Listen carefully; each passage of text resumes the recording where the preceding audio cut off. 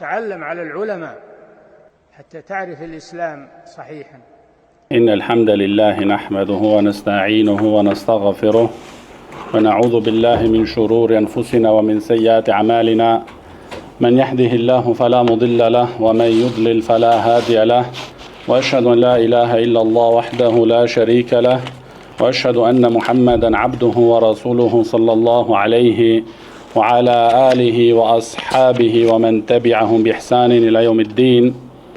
أما بعد، فإن أصدق الحديث كلام الله، وخير الهدي هدي محمد صلى الله عليه وسلم، وشر الأمور محدثاتها، وكل محدثة بدعة، وكل بدعة ضلالة، وكل ضلالة في النار. وبعد، بإذن الله تعالى do vazhdojmë me këtë libër madhështor El Muharrar fil Hadith, dhe jemi te libri ose te kapitulli Kitabul Jihad, libri I Jihadit. Pra do më thonë, kjo tema e gjihadit, dietarët e Islamit që nga koha e selefit, edhe ma vonë, edhe deri në ditën e sotshme e kanë trajtu, e kanë shpjegu që të kenë muslimanët do më thonë kuptim të sakt. Dhe çështja e gjihadit është do më thonë prej kompetencave të pushtetarëve dhe dietarëve të thelluar në dije. Do më thonë, prandaj deri tani kemi pas 3 mësime, dhe kjo është duke se mësimi I 4, dhe kemi pa do më thonë se çështja e gjihadit nuk është çështje vetëm me luftu, me gjujt, me armë, ose me shpat, ose me shtis. Nuk është çështja e gjihadit, ka rregulla do më thonë. Ka rregulla do më thonë që duhet me I pas muslimani parasysh, duhet me I ditë. Edhe si ka thënë Sheikhul Islam I kohës son, Sheikh Ibn Baz rahimahullah, ndoshta ne nuk dim do më thonë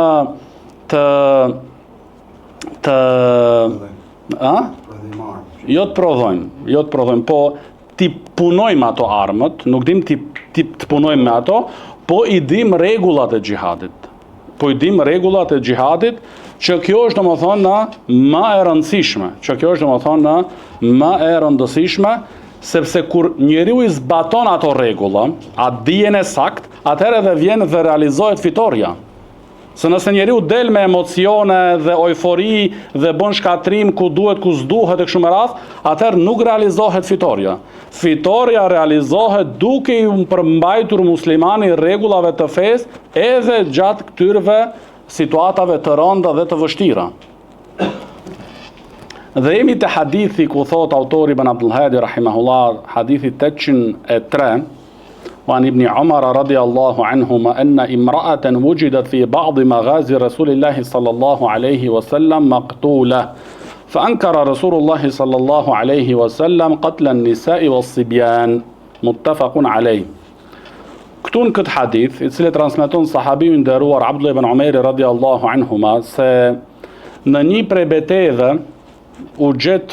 betejve të pejgamberit alayhi salatu wasalam u gjet një grua e vrarë.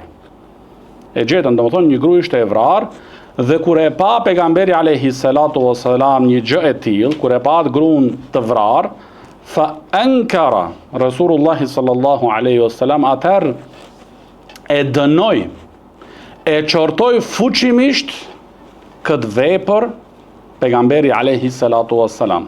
Do më thonë, ndaloi dhe dënoi dhe e qortoi fuqimisht pejgamberi alayhi salatu wasalam vritjen e grave dhe të fëmijëve, Do më thonë se është ndaluar. Dhe thot Imam Uthejmini rahimahullah në shpjegimin e këtij hadithit, këtu ka ardhur në hadith fa ankara Rasulullah sallallahu alaihi wasallam qatl an-nisa was-sibyan. Do më thonë pejgamberi alayhi salatu wasallam e ka dënu dhe ka qortu fuqimisht një veprim I tillë, do më thonë vritjen e grave dhe po ashtu edhe fëmijëve. Ankara e ka refuzu, e ka qortu, është ma e fort, jep do më thonë kuptim më të fuqishëm në qortim, se sa nehyun, se sa ndalimi. Se ndodh thot Sheikh Uthejmini rahimahullah, me ardh ndales për diçka, por nuk arrit do më thonë në gradën e inkar.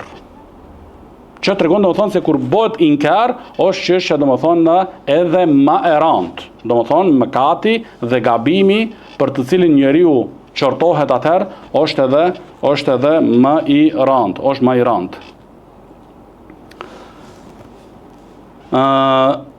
Sheikh Arafati hafidhahullah thot në shpjegimin e këtij hadithit se ky hadith është bazë për dietarët që e kanë marrë domethënë si ijma'a, si pajtueshmërinë në mesin e dietarëve se nuk lejohet domethënë vrasja e grave. Se nuk lejohet domethënë vrasja e grave, për vetëm se, siç e thamë edhe në mësimin e kaluar, nëse ato gra domethënë marrin pjesë në mënyrë aktive në luftë. Nëse ata luftojnë domethënë, atëherë ka rregulla tjera. Por nëse ata nuk luftojnë, janë në vendin e tyre, në shtëpinë e tyre, ose ka dalë për me i kry nevojat e saj, në treg ose çfarë do qoftë, edhe ti e vretat, një gjë e tillë domethënë është ndaluar me ijma'a të dietarëve. Thot Sheikh Zejdi rahimahullah, se ky hadith është domethënë hadith i prerë ku ndalohet vrasja e grave dhe fëmijëve, dhe kush dhe ata të cilët hyjnë në gjykimin e tyre, siç janë domethënë njerëzit në moshë të madhe, ke Sheikhul Kebir, domethënë njeri i shtyr në moshë, që po ashtu ai nuk merr në mënyrë aktive ose në mënyrë të drejtë për drejtë në luftim. Ai domethënë po ashtu nuk preket. Dhe po ashtu el abid, domethënë ai që është domethënë në vendin e tij ku e kryen adhurimin, që është domethënë në fisum atihi, domethënë në vendin ku ai izolohet domethënë dhe bën ibadet, po ashtu edhe ata, si më thon domethënë këto priftinjët domethënë dhe të ngjashmit, po ashtu nuk preken, për vetëm se nëse del puna saj me të vërtet edhe ai lufton në mënyrë të drejtë për drejtë. Për ndryshe domethënë edhe ai domethënë nuk preket dhe nuk është domethënë prej atyre që sinohet të luftohen. Pastaj hadithi i radhës, hadithi 804, thot Ibn Abdul Hadi an al-Hasan an Samura radhiyallahu anhu qal قال رسول الله صلى الله عليه وسلم اقتلوا شيوخ المشركين واستبقوا شرخهم. Në këtë hadith, i cili transmeton në Al-Hasan al-Basri radhiyallahu anhu wa rahima nga Samura ibn Jundub radhiyallahu anhu, ku pejgamberi alayhi salatu wasallam ka thënë me i vra të moshuarit prej mushrikëve dhe me i lënë të gjallë të rit ose të rinjët domethënë prej tyre. Këtu domethënë është kuptimi, si që thot edhe Sheikh Zejdi rahimahullah, ato shuyukh el mushrikin, ato të moshuarit prej mushrikëve, të cilët merren domethënë në pjesë në luftim kundër muslimanëve. Të cilët merren pjesë domethënë në luftim kundër muslimanëve, wastabqu sharkhahum, dhe me i lënë domethënë të rit, që janë domethënë el atfal was-sigar, fëmijë domethënë dhe ato që janë në moshë që nuk e kanë arritur moshën e pjekurisë, me i lënë, se shpresohet që ata të hyjnë në islam, që ata domethënë ta pranojnë islamin. Dhe është pronë e muslimanëve, që muslimanët, siç e thotë Sheikh Uthemini rahimahullah, këtë pronë nuk bën ta dëmtojnë, nuk bën domethënë me e dëmtu.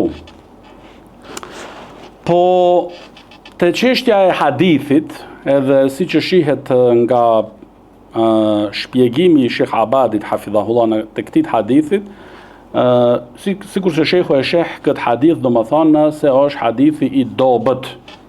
Se është hadith domethënë i dobët, pikërisht për shkak domethënë Hasan al-Basrit radhiyallahu anhu wa rahima, për shkak se domethënë ai ka qenë i njohur domethënë për tedlis. Domethënë ka vepruar ose ka përdor domethënë në tedlis. Që do të thotë domethënë tedlisi? Me e pa tedlisin, domethënë, dhe këtë kam theksu disa herë, me e pa tedlisin ose me e vlerësu tedlisin sipas kuptimit ton të mangët, do i kishim thënë është gënjeshtër. Po dietarët nuk kanë thënë se është kadhib, por është tedlis, yudellis. Tedlisi domethënë, siç është edhe këtu, anil Hasan an Samura. Prej Hasanit ose nga Hasani, nga Samura. Hasani radhiyallahu anhu wa rahima, që është domethënë imami i tabiinëve ose llogaritet njëri ndër imamët të tabiinëve, po ka përdor të dlis. Dhe nuk duhet tash me thënë jo, po ajo është imam, edhe me imbyll syt. Imamllarat e hadithit, me gjithë respektin që kanë pas për Hasan el Basriun, kanë thënë se ka të dlis. Nuk kanë thënë jo, hajde ti mshelim syt se është dietar i madh, që është dietar i madh, dhe pak pik dyshimit domethënë, por kur ka ardhur nevoja që me sqaru ato sene, i kanë përmend që me dallu se mbrojtja e fesë ka përparësi prej mbrojtjes së individëve ose të disa individëve. Sepse sa i madh me qenë ai imam, ai nuk është më i madh se kjo fe. Dhe ajo është më parsore të jetë mbrojtme dhe e ruajtur. Barakallahu fikum. Prandaj,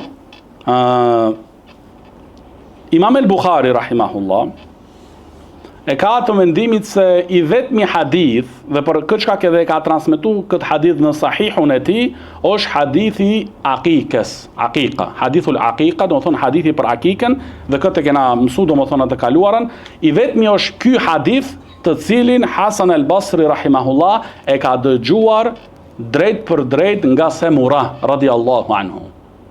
Këto hadithe tjera domethënë nuk i ka dëgjuar. Edhe shikoni këtë domethënë ndjeshmëri domethënë që ai një hadith e ka dëgjuar, që do thotë domethënë ka ndodh ose është realizuar takim mes Hasanit rahimullah dhe Semuras radiallahu anhu. Ka ndodh takim. Edhe ti tash mendon se ka ndodh takim, i ka dëgjuar edhe këto tjerit. Jo, thonë ata, vetëm një hadith e ka dëgjuar. Këto tjeri domethënë nuk i ka direkt. Po është dikush ndërmjet tyre. Dhe shkaku që nuk dihet kush është prej tyre, se sa i thot nga Semura. Nuk thot e kam dëgjuar, se kishte thënë e kam dëgjuar Semuran ibn Jundub radiallahu anhu, kjo është gënjeshtër. Ama ai nuk thot e kam dëgjuar, po thot nga Semura. A e ka tash nga Semura drejt për drejt ose me ndërmjetësim, ajo nuk dihet. Prandaj hadithi vlerësohet si hadith domethënë dhaif, se ka të dlis. Edhe kjo mundet me ndodh, për shembull, njëri thot pikërisht për shembull te shehu jon Sheikh Abadi hafidhahullah, nëse dikush tash ka prezantuar rregullisht te shehu, po një nat nuk ka shku. Edhe ja ka transmetuar një vlla, një talebe atit fjalët e shehut që ka thënë mram. Ai pastaj transmeton si vetë si ka dëgjuar. Kjo është tedlis. Kjo është tedlis. Dikush ka thënë për shembull Tedlis el Buldan, e kam dëgjuar në Medinë. Në Medinë do thot secilit i shkon mendja në Medinë profetike. Jo ka pas një qytet e vogël në Egjipt që ka pas emrin Medinë. Edhe ka thënë aqe domethënë, ka botë tedlis. Kurse njerëzit ka menduar ka shkon mendja se e ka takuar ose ka dëgjuar në Medinën profetike. Po thot sheikhu jon Sheikh Arafat ibn Hasan al-Muhammadi hafidhahullah, dhe kjo tregon domethënë prapë me të vërtet bagazhin e shehut që e ka, se disa prej imamllarëve të hadithit, siç është Yahya ibn Ma'in dhe Ali ibn Medini, kanë thënë se këto hadithet e tjera që i transmeton Hasani nga Semura radiallahu anhu, i ka në letër të shkruajtura, që do të thotë kur janë taku Hasani me Semuran radiallahu anhuma, ai veç prej Semuras një hadith e ka dëgjuar, hadithin e akikës, kurse këto hadithe tjera ja ka dhënë letër. Ka thënë merri këto hadithe janë hadithe të Resulullahit sallallahu alaihi wasallam dhe transmetoi pastaj. Po thotë Sheikh Arafati hafidhahullah, po u vërtetu kjo, do të thotë se hadithet janë sakta. Ama kjo ka nevojë domethënë për hulumtim shtesë. Kjo çështje ka nevojë domethënë për hulumtim shtesë dhe më thellë. Sidoqoftë domethënë kjo është për qëllim ata shuyukh el mushrikin që marrin pjesë domethënë në luftim kundër muslimanëve.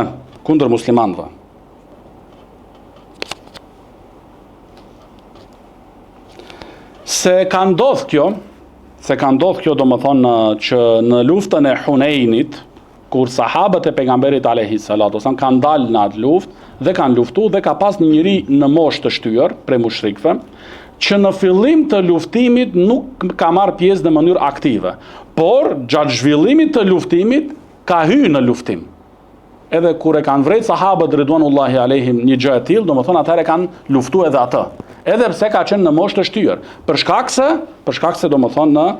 shkak domethënë se ka marrë se ka marrë pjesë domethënë në luftim. Kurse nëse nuk merr pjesë, atëherë mendimi i xhumhurit, thotë Sheikh Arafati hafidhahullah, është se nuk lejohet ai të luftohet, se ka argumente domethënë të shumta që ndalohet domethënë luftimi i njerëzve të moshuar për mushrikëve dhe pashtu të grave dhe të fëmijëve. Pastaj hadithi i radhës, hadithi 805, thot Ibn Abdul Hadi rahimahullah, an Haritha ibn Mudarrib عن علي رضي الله عنه قال تقدم يعني عتبة بن ربيعة وتبعه ابنه وأخوه فنادى من يبارس فانتدب له شباب من الأنصار فقال من أنتم فأخبروا فقال لا حاجة لنا فيكم إنما ردنا بني عمنا فقال رسول الله صلى الله عليه وسلم قم يا حمزة قم يا علي قم يا عبيد بن الحارث فأقبل حمزة إلى عتبة وأقبلت إلى شيبة واختلف بين عبيد والوليد ضربتان فأثخن كل واحد منهما صاحبه ثم ملينا إلى الوليد فقتلنا واحتملنا عبيدة. Këtë hadith ose këtë ndodhi, të cilën e transmeton sahabiu i nderuar Aliu radhiyallahu anhu, i cili u vra si shahid në gjatë Ramazanit në vitin 40 Hijri, do të thonë e vranë në Khawarijt, kur doli do më thonë me e falë namazin e Fejrit. Atëherë do më thonë në mënyrë tradhtare, Khawarijt e sulmun dhe e vranë njeriun më të mirë në rrezullin toksor që asaj kohë jetonte. Do të thonë Aliun radhiyallahu anhu, dhe kjo është rruga e Khawarijve, që ata nuk janë të pajtimit me rrugën e Muhammedit sallallahu alaihi wasallam. Se Aliu radhiyallahu anhu asgjë nuk kishte ndryshuar prej asaj që i kishte lënë pejgamberi sallallahu alaihi wasallam. Por Khawarijt, natyrshmëria e tyre të prishur dhe kuptimi i tyre të mangët, i çoi domethënë deri në këtë grad të krimit që me i vra edhe njerëzit më të dalluar në rrezullin toksor, siç ashtu domethënë në Aliu radhiyallahu anhu gjatë Ramazanit, domethënë Ramazan ishte muaji i Ramazanit. Kjo domethënë nuk i pengoi. Dhe 3/2 domethënë që kishte dalë me e fal namazin e Fejrit. Që kishte dalë domethënë me shku në xhami me i pri muslimanët në namaz, sepse ishte halifja e muslimanëve. Dhe megjithatë domethënë në Khawarijt nuk i pengoi të gjitha këto sene, nuk i pengoi ato lëvdatat dhe meritat që kishte thënë pejgamberi alayhi salatu wassalam për Aliun radhiyallahu anhu, edhe ata domethënë e bën halal gjakun e tij. Prandaj domethënë duhet me pas kujdes, sepse edhe kjo Kitabul Jihad, libri i xhihadit domethënë, nuk kuptohet dhe nuk trajtohet domethënë si pas kuptimit të Khawarijve. Sepse shteti islam nuk funksionon si pas kuptimit të Khawarijve. Kjo duhet ta dim një herë dhe për herë mirë ta kuptojmë. Edhe Khawarijët e kohës son janë Ikhwanul Muslimin. Prandaj ata që jetojnë me mendimet dhe ideat e Ikhwanul Musliminve, mos u vinë rand atynve nëse u themi Khawarij. Mos u vinë rand atynve, se ata vetë kanë zgjedh. Ne u themi bohuni selefi. Ne u themi të gjithëve atynve, bohuni selefi, bohuni musliman sipas plot kuptimit të fjalës, do të thonë musliman. Si ka qenë pejgamberi alayhi salatu wasallam dhe sahabët ridwanullahi alayhim. Bohuni ashtu musliman. Udkhulu fi silmi kafa. Nëse ju tash u pëlqen rruga e Said Kutubit, u pëlqen rruga e Sefer Hawalit, u pëlqen rruga e Selman Audës, i pëlqen rruga e Abu Saq el-Huwainit, e Muhammad Hasanit, e Hussein Jakupit, atëherë ju e keni zgjedhat. Mos u ndjeni të ofenduar. Ne kur na thonë neve diçka për dietarët tonë, ne dalim domethënë edhe bëjmë sqarim dhe tregojmë se çfarë menhej dhe akide kanë dietarët. Në krye tani dhe shehu jon Sheikh Rabia rahimahullah. Ne nuk themi se nuk jemi me Sheikh Rabin, ne themi jemi me Sheikh Rabin. Dhe ajo është dietari i selefive, ndër dietarëve. Edhe nuk më shefemi, nuk e më shefim këtë gjë, këtë realitet. Atyre pse u vjen rand?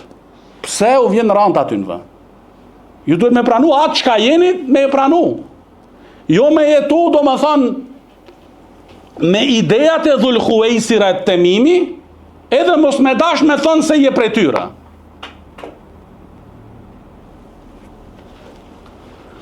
Aliu radhiyallahu anhu tregon këtu do më thonë për luftën e Bedrit, që mushrikët deshtën kërkuan do më thonë dy luftim, mubaraza. mes tyre dhe muslimanëve.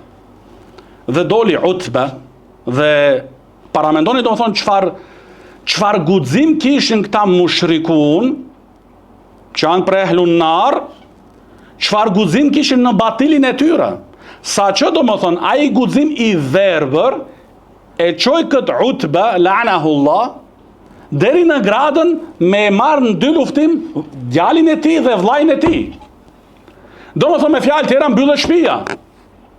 E kupton, domethënë jo me ardh dikush i hujë, këta në të mesin barem familja. Jo. E merr me vete domethënë 2 luftim kundër muslimanëve, djalin e tij, ibnuhu wa akhu, dhe vllajin e tij. Në kocsinë e tyre, në batilin e tyre. Edhe bon thirrje domethënë, men yubaris, kush do 2 luftim për juve. Atëherë thot Aliu radiallahu anhu, u dolën atyrve 3 sheba prej ansarve. Domethënë 3 prej rinis të ansarve, u dolën domethënë në 2 luftim. Dhe kjo tregon domethënë në guximshmërinë që kanë pas ansarët dhe sahabët ridwanullahi alejhim në mbrojtjen e kësaj fesë. Dhe me të vërtetë, siç e thotë Sheikh Zejdi rahimahullah këtu, me të vërtetë kanë qenë ansarullah u ansarul islam.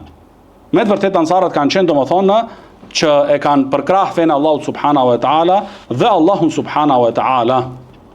Atëherë thot Utba ibn Rabia, men antum, kush jeni ju, se si kanë njoh domethënë. Kush jeni ju? Fa akhbaru, atëherë i tregun domethënë ne jemi filani. Atëherë mushrikët e Mekës u thonë atynve, la hajata lana fikum, ne s'kemi nevojë për ju. Do thonë, ne nuk dolëm deri në Bedër, nuk erdhëm deri në Bedër këtu që me pas punën me juve. S'kemi nevojë për ju, hiquni domethënë. Atëherë kanë thënë, inna ma aradna bani ammina, i dum domethënë në djemtë e xhallarët tan, domethënë prej kureshitët që janë musliman në mesin tuaj. Atëherë pejgamberi sallallahu alaihi wasallam kur e ka dëgjuar një gjë e tillë, u ka thënë, qum ya Hamza, çohu o Hamza, që është domethënë kureshi quh i pastër, qum ya Ali, dhe po ashtu Aliu radiallahu anhu, dhe qum ya Ubeida, djali migjës të pejgamberit alayhi salatu wasallam. Do thonë këtu të gjithë djemt të migjës të pejgamberit alayhi salatu wasallam. Si Hamza, ashtu edhe Aliu edhe ashtu Ubeida radiallahu anhum wa ridwanullahi alayhim.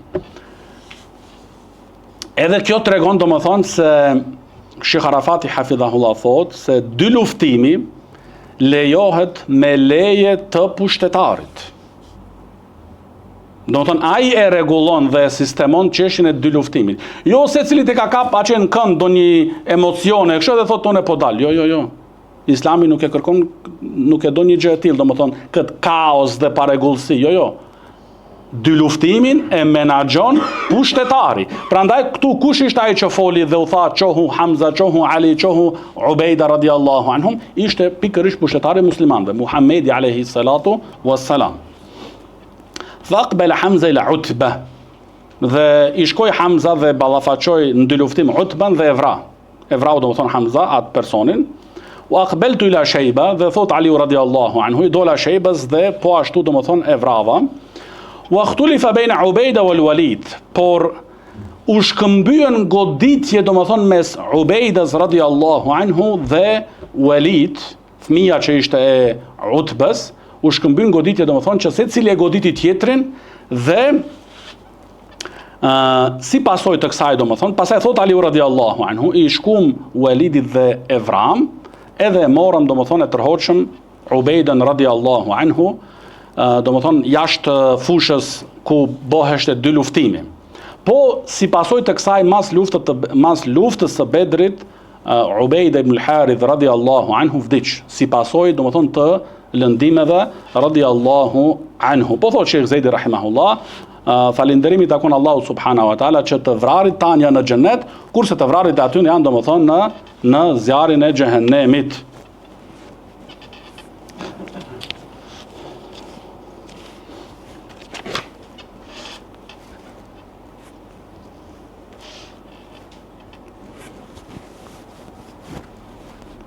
Edhe këtu shihet domethënë prapë se pejgamberi sallallahu alaihi wasallam i zgjodhi për 2 luftim njerëzit më të afër nga aspekti familjar. Dhe kjo tregon domethënë se kjo është njëri prej argumenteve që Muhamedi alayhi salatu wasallam ka qenë pejgamberi vërtet. Se po të ishte synimi mbretëri, edhe mbret, edhe pasuri, ai do i kishte lënë ato të afërmit e vet të jetojnë, që ta trashëgojnë, edhe të po, jo domethënë, kjo tregon domethënë në sinqeritetin dhe vërtetësinë për pejgamberin sallallahu alaihi wasallam. Edhe thotë që Arafati se çështja e mubareze e dy luftimit është ixhmaa, se është domethënë e ligjshme dhe bëhet domethënë me leje të pushtetarit, me leje të pushtetarit. Dhe thotë Sheikh Fuzani hafidhahullah në shpjegimin e këtij hadithit se prej synimeve ose prej qëllimeve të dy luftimit është që me shfaq fuqi dhe trimëri. Që muslimanët domethënë të shfaqin fuqi dhe trimëri. Dhe thot po ashtu Sheikh Uthaymini rahimahullah se mubaraza është domethënë edhe prej synimeve dhe qëllimeve që me dobësu zemrën e armikut. Se kur dy luftimi fitohet, atëherë si thotë ajo fjala, muslimanët janë në avantazh. A përdoret kjo fjalë? Ju njerëzit e gjuhës. E kjo thotë Sheikh Uthaymini rahimahullah, kur dobësohet zemra, është ndër shkaqeve më të mëdhej që të realizohet fitoria domethënë për muslimanët. Sepse aty fillon domethënë gjithë çështja domethënë te zemra. A janë domethënë ata a kanë vullnet domethënë ta vazhdojnë luftimin ose demoralizohen, e hupin domethënë moralin edhe do shta dorëzohen. Prandaj është presionimeve që me shfaq fuqi dhe trimëri dhe me i dobësu domethënë siç e thot Imam Uthaymini rahimahullah, zemrat domethënë të armiqve. Dhe po ashtu, shikoni çfarë kusht përmend Sheikh Uthaymini rahimahullah për çështjen e mubareza e dy luftimit. Që patjetër prej kushteve të mubareza është me pas personi dije rreth asaj se si, se ku dhe ku, edhe me pas fuqi. Nëse i mungon njëna prej këtyre nuk bol me dal mubareza. Nëse ai dosha ka fuqi, po s'ka dije, domethënë si a din marifetet. Ai rin anash aty. Jo më thon po unë e du. Këta xhawarit që kanë dije, as kanë dije, futu. Jo, nuk është ky qëllimi. Më pas dije domethënë, njohuri për si zhvillohet domethënë, për vetmbrojtje, për sulme kështu me radh, dhe po ashtu domethënë edhe me pas nga aspekti fizik domethënë, me pas fuqi.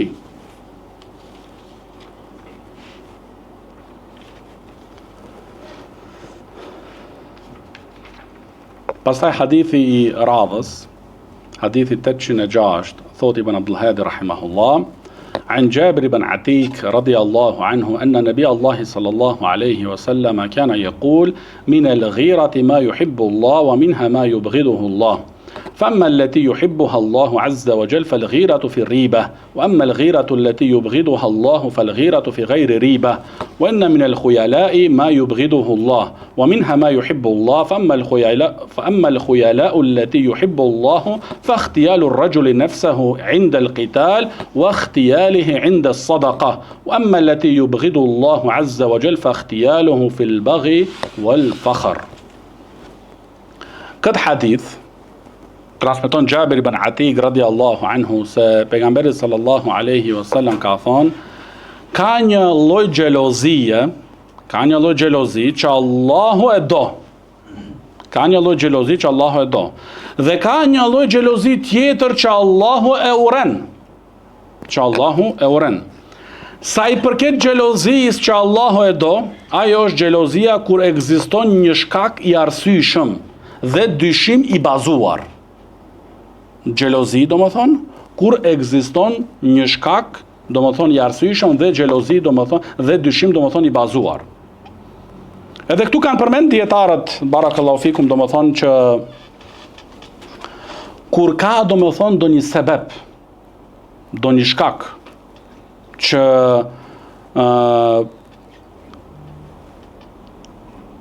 njeriu për shembull në familjen e tij, në ata që i kanë nën përgjegjësinë e tij, vren ndonjë ndryshim. Ose edhe te bashkëshortja e tij. dalje, hyrjet pa nevojshme kështu me radhë, atëherë ai nuk e kthen anën e tij në gjumë në anën tjetër dhe vazhdon gjumin, duke qenë domethënë me besim i verbuar, me besim të verbër domethënë, jo. Atëherë kur ka domethënë me vetë do një shkak të që ka domethënë dyshim të bazuar, se nuk është çështja këtu domethënë me akuzu tjetrin, por me mbrojt nderin dhe familjen. Se për ndryshe ndodh që të futet te ata njerëz që nuk kanë xhelozi për familjen e tyre dhe të afërmit që i kanë. Prandaj domethënë këtë lloj xhelozi e do Allahu subhanahu wa taala. Këtë lloj xhelozi e do Allahu subhanahu wa taala. Kur ka domethënë me të vërtetë do një shkak i arsyeshëm dhe dyshim i bazuar. Edhe jo synimi me qenë akuz, por vetë mbrojtje dhe kujdes domethënë për ata që i kanë njeriu nën përgjegjësinë e tij. Dhe lloji tjetër të xhelozisë që Allahu Taala uren është domethënë kur nuk ekziston ndonjë shkak apo dyshim të arsyeshëm. Nuk ekziston, nuk ka fare asgjë. Atëherë domethënë është e urryer tek Allahu Subhanahu wa Taala. Pastaj, po ashtu domethënë thot pejgamberi sallallahu alaihi wasallam, gjithashtu ka një lloj krenari që Allahu e uren dhe një lloj tjetër krenari që Allahu e do. Atë lloj krenaris që Allahu e do, dhe kjo është pikërisht shkaku pse këtu e ka përmend Ibn Abdul Hadi rahimahullah këtë hadith në këtë libër, në këtë temë, është ai lloji i krenaris që Allahu e do që robi, që njeriu domethënë me shfaq domethënë gjatë luftimit, me shfaq fuqi dhe krenari. Domethënë kur ballafaqohet njeriu në fushbete, atëherë në fushbete domethënë me qëndru koklart, domethënë me qëndru me guxim, jo me si skuth. Edhe kjo nuk i takon muslimanit domethënë, me qenë skuth. As në fushbete, as jashtë fushbetejave. Domethënë, edhe aty në fushbete, domethënë është muslimani krenar, guximtar dhe që i përmban domethënë në rregullave të fesë. Dhe po ashtu llojin e krenaris që Allahu e do është kur njeriu jep sadaka, kur jep lëmosh. Por kjo krenari është domethënë ajo ndjenjen që e përjeton njeriu. Dhe kjo është një farë lloj xhihadit që e bën me nefsin e tij. Që nefsi i tij ammaratun bisu, që e çon për të keqe, kur ai e mund nefsin e tij që me qit diçka që ajo është afër zemrës, me qit me dhën fisebilillah, kjo e ka mund ai nefsin e tij, edhe ndjen një farë lloj krenari në veten e tij. Kjo është po ashtu domethënë e dashur tek Allahu subhanahu wa taala. Por ajo lloji krenaris që është e urryer tek Allahu subhanahu wa taala është që njeriu me përjetu ato ndjenjet e krenaris kur bën padrejtësi dhe mburje. Për preardhjen, për ku e di çfarë. Kjo është domethënë e urryer tek Allahu subhanahu wa taala. Por në raste domethënë kur është në ballafaqim, atëherë domethënë është për çështjeve që i do Allahu subhanahu wa taala,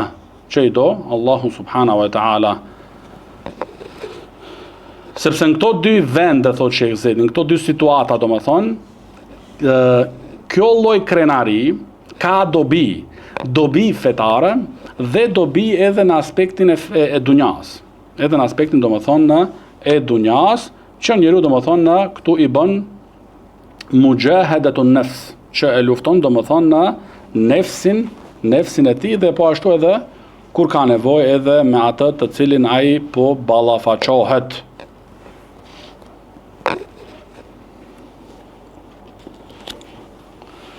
Pastaj hadithi i radhës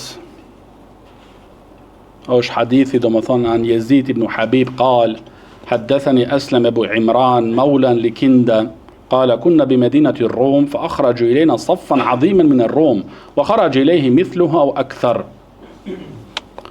Tregon Yazid ibn Habib rahimahullah se ja ka treguar Aslam ibn Imran, Abu Imran, i cili ka qenë i liruar nga fisi Kinda, thot ishim në një qytet prej qyteteve të romakëve. Ishim në një qytet prej qyteteve të romakëve dhe na e qitën ata një ushtri, një resht të madh domethënë të ushtrisë prej romakëve. Ishte domethënë një numër të konsiderueshëm prej ushtarëve të tyre. Dhe nga ana tjetër po ashtu prej muslimanëve u dolën atyre i njëjti numër ose edhe pak më shumë. Wa ala ahli al-Misr Uqba ibn Amir sahibu Rasulillahi sallallahu alaihi wasallam. Kurse prijesi i Egjiptit ishte sahabiu i nderuar Uqba ibn Amir radhiyallahu anhu. Ai ishte domethënë i caktuar si prijes. Edhe kjo ka mundësi domethënë që ka qenë me gjasa të madhe në kohën e Omerit radhiyallahu anhu. Domethënë nuk i kanë lënë muslimanët në ato vende pa prijes, pa pushtetar. Pushtetar legjitim domethënë. Jo pushtetar i veçuar dhe i veçpallur. Pushtetar legjitim, me plot kuptimin e fjalës. Sepse pa pushtetar çështja bëhet rrëmuj dhe kaos dhe degenerim. Dhe prandaj selefët ridwanullahi alehim kanë thonë ma mirë me jetu 60 vite me një pushtetar i cili është zullumçar sesa një natë pa pushtetar. Sepse ajo natë pa pushtetar do më thonë në dëmi do i shumë i madh. Atëherë vazhdon transmetimi dhe thot فحمل رجل من المسلمين على صف الروم حتى دخل فيهم فصاح به الناس وقالوا سبحان الله يلقي بيده إلى التهلكة فقام أبو أيوب الأنصاري رضي الله عنه صاحب رسول الله صلى الله عليه وسلم وقال إنكم تؤولون هذه الآية على هذا التأويل وإنما نزلت هذه الآية فينا معشر الأنصار إن لما أعز الله الإسلام وكثر ناصريه قلنا يا رسول الله إن لنا أموالا فلو أقمنا في أموالنا فأصلحنا ما ضاع منها فأنزل الله على نبيه صلى الله عليه وسلم يرد علينا يا أكرم يرد علينا ما قلنا وأنفقوا في سبيل الله ولا تلقوا بأيديكم إلى التهلكة فكانت التهلكة الإقامة في أموالنا وإصلاحها وتركنا الغزو قال فما زال أبو أيوب شاخصا في سبيل الله حتى دفن بأرض الروم. Hadith madhështor. Vazhdon tregimi dhe thot njëni prej kalorësve të muslimanëve i sulmoj do më thonë romakët në radhët e tyre. U fut do më thonë në radhët e tyre, në mesin e tyre do më thonë u fut. Dhe disa prej njerëzve, disa prej muslimanëve, filluan do më thonë të thrasin dhe të thojnë, subhanallah, po e qonë vetën drejt shkatrimit. Se u fut ai do më thonë mesin e tyre, dhe në fillim duhet me pas parasysh se na e qitën një ushtrit madhe. Do thonë nuk ishin disa veta. Është do thonë numër të madh. U fut në mesin e tyre që me i luftu dhe disa thanë po e çon veten drejt shkatrimit. Atëherë në mesin e tyre kishte burra që kishin dije dhe prandaj kur ka dija do thonë rregullohet çështja. Pa me pas dije kapen aty kacafitën. Pastaj në vend me i luftu armikun kapen mes vete. Jo unë kam drejt, ti e ke drejt, jo ai tha kështu, ai tha ashtu, edhe në fund mes vete. Ai tjetri shikon se si këta e shkatrojnë veten e tyre. Kjo nuk është xhihad, kjo është shkatrim dhe mendjelehtësi.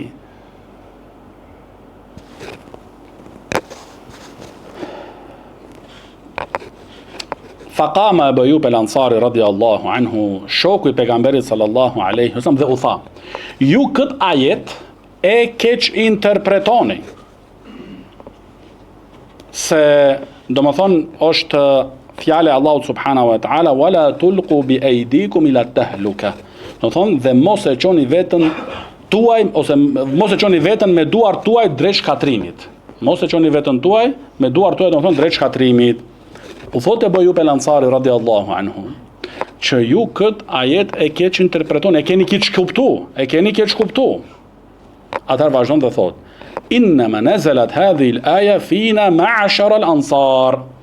Ky ajet ka zbritur për neve o ansar. ky ajet domethënë nuk e ka kuptimin këtë që ju po e theni dhe që doni ta çortoni, po edhe thot Sheikh Zejdi rahimahullah, dhe kjo tregon që ai person i cili ka njohuri për shkaqet e zbritjes ajeteve, ai domethënë në shumicën e rasteve ai është domethënë i cili ja çollon të vërtetën, sepse ai e din shkakun e zbritjes, pse ka zbritur. Edhe kjo ta zgjeron kuptimin dhe horizontin.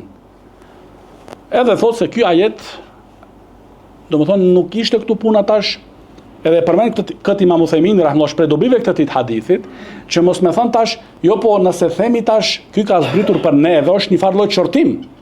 Edhe e qesin veten keq. Kurse ne duam për herë timi të mirë, për herë timi të dalluarit. Asnjëherë s'kena bëu një gabim. Jo, Ebu Ayyub el-Ansari radiallahu anhu e kishte këtë çiltërsi. Dhe u tha se ky ajet ka zbritur për neve, në lidhje domethënë me atë që ne kemi thënë dhe kemi dashur ta bëjmë. Se thotë Ebu Ayyub el-Ansari radiallahu anhu, kur Allahu subhanahu wa taala forcoi Islamin dhe ushtua numri i përkrahësve të Islamit, ushtua numri domethënë dukshëm, i tham pejgamberit alayhi salatu wassalam, o i dërguari i Allahut, ne kemi pasuri, ne kena pasuri domethënë. Po të kishim qëndruar në vendin ton, me pasurin ton, që ta përmisojmë dhe ta rregullojmë pjesën e asaj pasurisë që është dëmtuar. Se këto vitet e para, domethënë, kena pas shumë sulme, lufta e Bedrit, lufta e Uhudit, domethënë, sulme pas sulmeve, domethënë, që u kanë ndodhur muslimanëve, nga ana e mushrikëve. Atëherë, po të kishim qëndruar në vendin ton, ti rregullojmë ato pasurit, e kështu me radhë, edhe atëherë, për këtë fjalë që e thanë, Allahu Ta'ala zbriti këtë ajet. Yeruddu alejna, thotë e bëju, yerud, raddun, do thënë, është kundër përgjigje. Yerud, do më thënë, është refuzim, për atë që e thamë. Për atë, do më thënë, që e thamë. Ku thotë Allahu Ta'ala, wa anfiqu fi sabilillah, wa la tulqu bi aydikum ila tahluka. Dhe shpenzoni në rrugën e Allahut dhe mos e çoni veten me duart tuaj drejt shkatrimit. Pra, thotë Ebu Ayyubi radiallahu anhu, ajo veç shkatrimi ishte qëndrimi ynë me pasurit tona, në shtëpi. Kjo ishte veç shkatrim. Si veç shkatrim? Veç shkatrim me dalë aqe në fushbete, aqe shkatrohem, aqe dëmtohem. Jo, veç shkatrimi ishte tahluka me qëndru në shtëpi, me pasurin, edhe me e drejtu edhe me ndreq. Edhe me e lënë do më thonë luftimin në rrugën Allahu subhanahu wa ta'ala. Prandaj dhe thot transmetuesi se Ebu Ayyub el-Ansari radiallahu anhu vazhdoi të angazhohet dhe i vendosur duke luftu në rrugën Allahu subhanahu wa ta'ala deri sa u vra fi sabilillah në vendet e romakëve dhe aty do më thonë në uvaros. Sepse shikoni do më thonë çfarë përvetësim të ajetit, edhe se si e ka marrë do më thonë afër zemrës, që ka pas do më thonë parasyve, sa jo rehatia, si që thot Sheikh Zejdi rahimahullah, rehatia do më thonë, dhe qëndrimi në shtëpi, duke menduar se njeriu i rregullon punët e tij dhe pasurinë, kjo është pikërisht domethënë që e çon njeriu në vetë shkatrim. Edhe thotë që Sheikh Zeid rahimahullah, do njeriu me mendu dhe me reflektu rreth këtyre transmetimeve të tilla.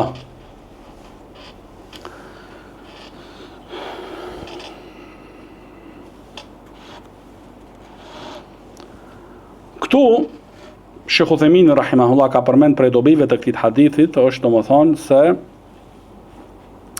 Ebu Ayyub el-Ansari radiallahu anhu e pohoi një gjë e tillë se nuk është domethënë veç shkatrim. Bile u refuzoi atyre fjalën e tyre që pretendojnë se është një gjë e tillë veç shkatrim. Dhe po ashtu thotë Sheikh Uthejmini rahimahullah, futja në radhët e armikut gjatë luftës. A lejohet kjo, a nuk lejohet? Thotë Sheikh Uthemini rahimahullah. Nëse ja merr mendja, se ndoshta vritet, po ekziston edhe 1% me shpëtu, je gjus, lejohet. E nëse te yaqana, do më thonë është i bindur se do vritet, nëse futet, atëherë është ndaluar. Kjo është dallimi, do më thonë. Që nëse ajo është, do më thonë, i sigurt se përfundon, do më thonë, që të vritet aty, atëherë nuk futet. E nëse, do më thonë, se ai, do më thonë, barakallahu fikum, edhe thot Sheikh Zejdi rahimahullah pikërisht këtu, do më thonë që ky hadith dhe ky transmetim është pikërisht refuzim kundër atyre, do më thonë, që sot i quajnë ato veprimet e tyre, do më thonë, veçpërthime dhe vetvrasje. Se qëllimi ati nuk ishte, do më thonë, me bo vetvrasje. Edhe ai nuk u vetvra. Edhe ishte puna, do më thonë, në fushbete. Jo në për tregjet e pazare dhe xhamia dhe në për aeroporte, ai e fut vetën hava edhe thot jo kështu bëjnë ashtu, jo. Nuk lejohet një gjë e tillë. Dhe është ndaluar rreptësisht. Dhe aty është shkatrimi i sigurt. Dhe aty është shkatrimi, domethënë, i sigurt. Ktu domethënë është në fushbete kundër atyre që janë ushtar, jo domethënë kundër njerëzve të pafajshëm, që ndoshta kap fëmijë, kap gra, kap njerëz domethënë të mosh, që s'kan lidhje domethënë me atë punë. Kjo një gjë e tillë domethënë është rreptësisht ndaluar. Po këtu ka qenë në fushbete dhe kanë pas domethënë në mesin e tyre po ashtu prijes. Domethënë duke qenë domethënë në konsultim me prijesin. Jo domethënë me punu kokë vetës. Edhe thot Sheikh Uthemini rahimahullah, po ashtu kjo tregon domethënë guximin e madh që kanë pas ushtrit muslimane asaj kohe, që këtë guxim domethënë që bile e kanë pas domethënë atë guxim që më u fut domethënë në mesin e atij numrit të madh të armikut. Dhe po ashtu domethënë ky hadith thot Sheikh Uthemini rahimahullah është argument për çështjen se Allahu subhanahu wa taala është mbi arshin e tij. Sepse nezelet, ky ajet zbriti. Si është zbritje? Nga lart poshtë. A është kujt i thuhet zbritje? I thuhet zbritje domethënë nuzul nga lart poshtë. Nga lart domethënë poshtë. Edhe kjo është për argumenteve se Allahu subhanahu wa taala është në lartësi, është mbi arshin e tij, azza wa jall. Pastaj hadithi i radhës është hadithi 808 ku thot Ibn Abdul Hadi rahimahullah ibn Umar radiyallahu anhuma anna Rasulullah sallallahu alaihi wasallam qata'a nakhla bani an-Nadir wa harraq. Abdullah ibn Umar radiyallahu anhuma tregon se pejgamberi sallallahu alaihi wasallam i preu dhe i dogji hurmat e fisit Beni Nadirit, që është njëri prej fiseve të çifutëve që kanë qenë në Medinë. Pejgamberi alayhi salatu wassalam për mi nënçmu ata bori domethënë që pasuria e tyre të pritet dhe të digjet. Edhe kjo është po ashtu, siç e thot Sheikh Zejdi rahimahullah këtu, prej kompetencave të pushtetarit. Se zakonisht kjo ka qenë pasuri që kanë pas mundësi ta marrin muslimanët dhe ta shfrytëzojnë për të mirën e tyre. Por ka raste kur armiku domethënë kur i bëhet një gjë e tillë ai demoralizohet, e hub domethënë moralin dhe është një poshtrim i rënd për ata. Edhe siç e kanë domethënë çifutët lojën e tyre, mënyrën e tyre domethënë, për këtë pikë dhe për këtë veprim kanë dashur ta qesin keq pejgamberin alayhi salatu wassalam. Se ju po pretendoni se nga njëra anë është e ndaluar që pasuritë të shkatrohen. E tash këtu e keni shkatruar. E ne kjo na kujton metodën e Hadadive barakallahu fikum. Se Hadadit kanë metoda të tilla. Edhe si do të shohim do thonë edhe të të metodave të rafidave, që ato Hadadit i kanë përvecu. Po, themi, zakonisht është ashtu, po ka përjashtime. Ka përjashtime edhe që me u tregu atynve, që i futëve, se një gjë e tillë e kanë vepru muslimanët dhe në kryet të tyre pejgamberi alayhi salatu wasallam me lejen e Allahut subhanahu wa taala, do thot me shpallje. Se ju, ja ma'ashara al-yahud, e dini se atit i vin shpallje. Këtë e dini domethënë. Atëra ai ka vepru me shpallje. Kjo është me shpallje. Edhe ajo e para me shpallje, edhe kjo e dyta me shpallje. Prandaj Allahu Ta'ala thot: "Ma qata'tum min linatin aw taraktumuha qa'imatan 'ala usuliha fa bi'idhnillah wa liyukhzi al-fasiqin." Domethënë, çfarë do hurme që keni prerë ose keni lënë në këmbët mbi rronjët e saj, ajo ka qenë me lejen e Allahut dhe për t'i poshtruar të pabindurit. Kjo ka qenë domethënë, ajo prerja ose lënia domethënë mos me pret, e gjitha kjo ka qenë me idhnin e Allahut subhanahu wa taala dhe që të nënçmohen dhe të poshtrohen domethënë në të pabindurit. Që ta kuptojnë domethënë se pejgamberi sallallahu alaihi wasallam ka vepruar domethënë me shpallje.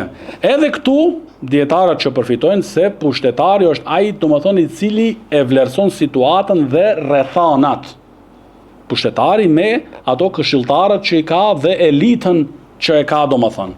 E vlerëson situatën dhe vendosin për këto sende. Pastaj hadithi i radhës an Abi Huraira radhiyallahu anhu qal ba'athana Rasulullah sallallahu alaihi wasallam fi ba'thin. Këtu Abu Huraira radhiyallahu anhu tregon se pejgamberi sallallahu alaihi wasallam na dërgoi në një ekspeditë ushtarake. Kush na dërgoi? Pejgamberi alayhi salatu wasallam. Na dërgoi pejgamberi alayhi salam, domethënë pushtetari musliman në asaj kohe. Domethënë jo vetë kanë dalë, hajde se kimi diçka kundër disa personave ose kimi do një mlef kundër kujt, edhe dalin të bëjmë, jo. Ba'athana Rasulullah sallallahu alaihi wasallam. Na dërgoi domethënë pejgamberi alayhi salatu wasallam, i cili ishte pushtetarë i muslimanëve. Faqala lana, dhe na porositin: "In laqitum fulanan wa fulanan li rajulain min Quraysh faharriquhuma bin-nar." قال ثم أتينا نودعه حين أردنا الخروج فقال إني كنت أمرتكم أن يحرقوا فلانا وفلانا بالنار وإن النار لا يعذب بها إلا الله فإن أخذتموهما فاقتلوهما. رواه البخاري. Këtu ku tregon Abu Huraira radhiyallahu anhu se pejgamberi sallallahu alaihi wasallam i çoi domethënë si pushtetar legjitim në një ekspeditë ushtarake dhe i porositi u tha, nëse i takoni ata dy persona të kureshitëve, siç e thotë Sheikh Zeidi rahimahullah, kanë qenë njerëz domethënë që i kanë dëmtuar muslimanët, që kanë luftuar muslimanët dhe kanë penguar njerëzit që me hyjnë në fenë Allahut subhanahu wa taala. Atëherë ka thënë pejgamberi alayhi salatu wasalam, po i gjetët ata dy, atëherë me i djeg me zjarr. Ti diçni domethënë me zjarr. Thotë Abu Huraira radhiyallahu anhu, pastaj erdhëm, kur erdhi koha domethënë, termini me dal, erdhëm te pejgamberi alayhi salatu wasallam ta përshëndesim dhe të vazhdojmë domethënë në rrugën tonë. Atëherë u tha pejgamberi alayhi salatu wasallam: "Unë pak më parë ose disa ditë më parë u thash për filanin dhe filanin ti djegni me zjarr. Por me zjarr nuk dënon askush përveç se Allahu subhanahu wa taala. Me zjarr nuk dënon askush përveç se Allahu subhanahu wa taala. E nëse i gjeni, atëherë me i luftu dhe me i vra. Por jo me zjarr domethënë." Edhe kjo thotë Sheikh Zeidi rahimahullah se pejgamberi sallallahu alaihi wasallam i vinte atëherë vazhdimisht shpallje, që i ka ardhur pas kësaj shpallje që ndalohet një gjë e tillë, një veprim i tillë. Veprimi domethënë që me i djeg njerëzit domethënë me zjarr. Bile thotë Sheikh Uthemini rahimahullah, nëse ndodh për shembull që dikush e djeg dikë me zjarr, edhe pastaj ai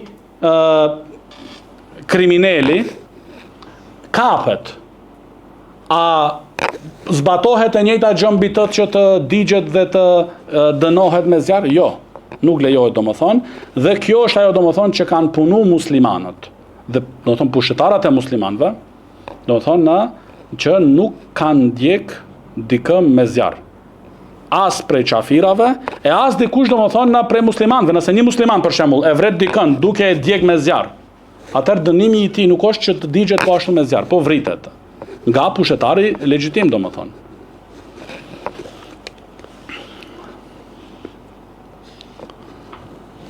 Pra do të thonë nuk lejohet dënimi me zjarr, por ka transmetim që ka ndodhur nga ana e Aliut radiallahu anhu, kur ka qenë pushtetar, dhe kanë dalë rafida, të parit të rafidave kanë dalë, dhe kanë filluar do më thonë ta teprojnë në lidhje me Aliun radiallahu anhu, sa që kanë thënë do më thonë se ai është do më thonë i adhuruar i ynë, dhe ai që kanë ndikim do më thonë në rregullimin dhe sistemimin e universit, e të botëve do më thonë.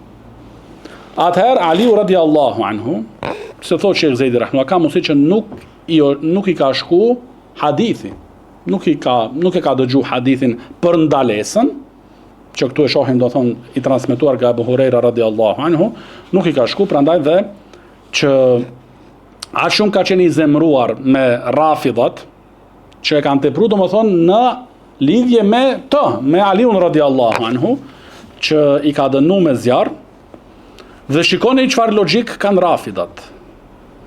Atëherë, pasi që i ka dënuar, dhe disa kanë pas mundësi të ikin dhe të shpëtojnë, atëherë i kanë thënë, tash jemi plotësisht të bindur se ti e do më thonë në Rabb, se ti e Zot. Sepse nuk dënon askush me zjarr përveç se Zoti i zjarrit. Shkoj, do thonë ta gjen një lidhje, që argumenti mendon. Edhe kështu janë do më thonë edhe Hadadit, edhe Khawarijt, i lidhin çështjet me fe. I lidhin që ai nuk vjen kështu ashiqare me ta tregu dalaletin e tij që e ka. Jo, e lidh çështën, shiko. Edhe në këto situata të tilla, i thonë Aliut radiallahu anhu, tash do më thonë jemi të bindur plotësisht se ti me vërtet je Zot, Rabb. Sepse nuk dënon me zjarr, për vetëm se Zoti i zjarrit. Para më do thonë, prandaj kjo është prej, thotë Sheikh Zejdi rahimahullah, prej prishjes së logjikave të tyre dhe komploteve që ata i kanë pas. Dhe komploteve që ata do më thonë i kanë pasur. Pastaj hadithi i radhës është an Auf ibn Malik radiyallahu anhu قال قتل رجل من حميرة رجلا من العدو فأراد سلبه فمنعه خالد بن وليد وكان وليا عليهم فأتى رسول الله صلى الله عليه وسلم عوف بن مالك فأخبره فقال لخالد ما منعك أن تعطيه سلبه قال استكثرته يا رسول الله قال ادفعه إليه فمر خالد بعوف فجر رداءه ثم قال هل أنجزت لك ما ذكرت لك من رسول الله صلى الله عليه وسلم فسمعه رسول الله صلى الله عليه وسلم فاستغضب فقال لا تعطيه يا خالد لا تعطيه يا خالد هل أنتم تاركون لأمرائي إنما مثلكم ومثلهم كمثل رجل استرعى إبل أو غنما فرعاها ثم تحين سقيها فأوردها حوضا فشرعت فيه فشربت صفوه وتركه كدره فصفوه لكم وكدره عليهم رواه مسلم. Këtë hadith që transmeton Auf ibn Malik radiallahu anhu, thotë që një njeri prej Himjara e vrau do më thonë një armik. Edhe deshti me marr plaçkan e tij personale, do më thonë deshti me marr ati të kundërshtarit dhe armikut ato pronat e tij personale. Edhe thotë Sheikh Zejdi rahimahullah se ato i takojnë do më thonë ai që ka vrar tjetrin. Ato pronat e tij personale të atit luftarit kundërshtar. Por ajo që i lihet atit, i alë do më thonë, nuk ja merr, është çështja e auretit. Nuk bën do më thonë që ti ta zhveshësh atë tjetrin. Edhe në raste të tilla do më thonë ka kufi, po nëse ai ka do më thonë armën që ka, shpatën që ka, ajo do më thonë është atëherë pronë e atit që ka vrar. Por ai e deshti domethënë atë plaçkën personale të atij personit, por Khalidi radiallahu anhu, i cili ishte si udhëheqës i vendosur, si komandant të asaj ekspeditës ushtarake, i andaloj, e pengoj domethënë. Atëherë Auf ibn Malik thot se ka ardhur te pejgamberi alayhi salatu wasallam dhe ja ka treguar një gjë e tillë, se Khalidi ma pengoi domethënë në plaçkën e personale të atij të vrarit. Atëherë pejgamberi alayhi salatu wasallam i thot Khalidit, çka të pengoi domethënë me adhën atit. Atëherë Khalidi radiallahu anhu i tha, mu duk shumë e madhe. Domethënë ajo çështja personale të atij të vrarit ishte domethënë shumë e madhe. Atëherë i tha pejgamberi alayhi salatu wasallam, jepja domethënë, mja dhën atit. Kur Khalidi radiallahu anhu kaloi pran Aufit radiallahu anhu, e kapi te rroba e tij te ridaja kështu domethënë, edhe e hoqi pak, edhe i tha, a e çova, a e përmbusha që ta thash që do ja çoj këtë lajm dhe këtë ndodhi dhe këtë pengesë që ma vore ti, do ja çoj domethënë pejgamberit alayhi salatu wasallam, do ja tregoj. Atëherë pejgamberi alayhi salatu wasallam e dëgjoi një gjë e tillë, se si veproi domethënë Aufi radiallahu anhu me Khalidin radiallahu anhu, edhe u zemrua pejgamberi alayhi salatu wasallam dhe i tha, mos ja jep o Khalid, mos ja jep o Khalid. Dhe tha pejgamberi alayhi salatu wasalam, çka është me ju domethënë, a do të më lini ju mua pa udhëheqësit e mi, pa komandantat e mi? Dhe atëherë bërish pejgamberi alayhi salatu wasalam shembullin mes ata udhëheqësve, komandantëve dhe ata që i kanë ata nën domethënë drejtimin të tyre, që është si puna e atij domethënë personit që merr përsipër me i ruajt devet ose delet. Dhe kur kalon një kohë, ata kanë nevojë për me pi ujë.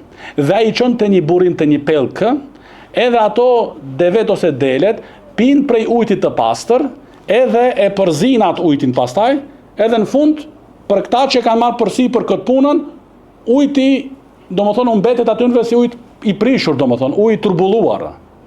Kjo është domethënë krahasim që këta vabojnë juve domethënë krejt punën edhe më e rëndësishme edhe më e rënda domethënë, edhe kanë përgjegjësi, edhe në fund domethënë ata dosha përjetojnë një gjë e tillë për juve.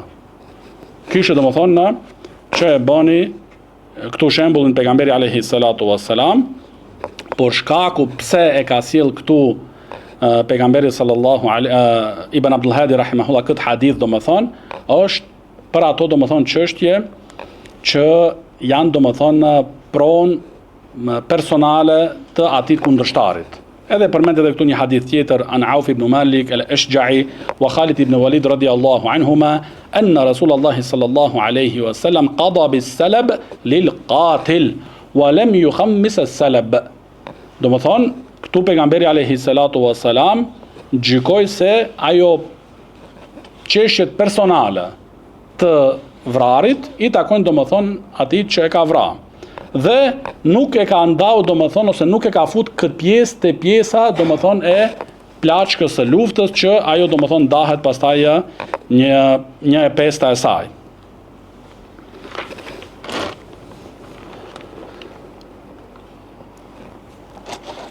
Pastaj hadithi i radhës, domethënë te çështja personale.